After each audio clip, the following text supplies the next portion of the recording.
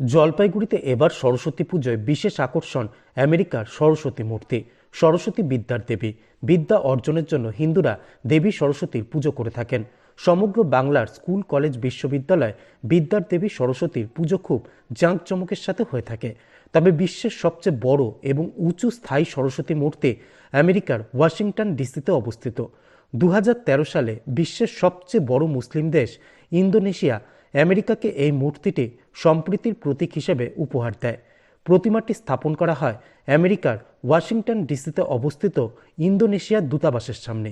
এটি 16 ফুট লম্বা, যা এখনও বিশ্বের সবচেয়ে বড় স্থায়ী সরস্বতী মূর্তি হিসেবে পরিচিত।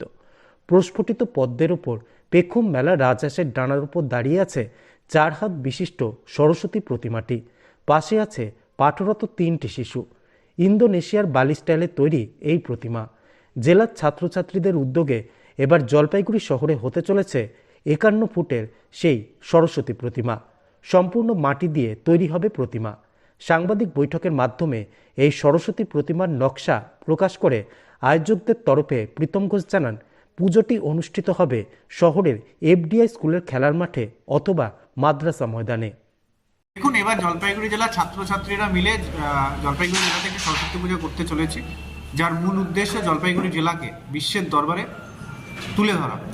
আমরা এবছর আগামী 14 তারিখ যে সরস্বতী পূজা হবে, সেই সরস্বতী পূজা উপলক্ষে 51 ফিটের একটি সরস্বতী মূর্তি তৈরি করতে চলেছি।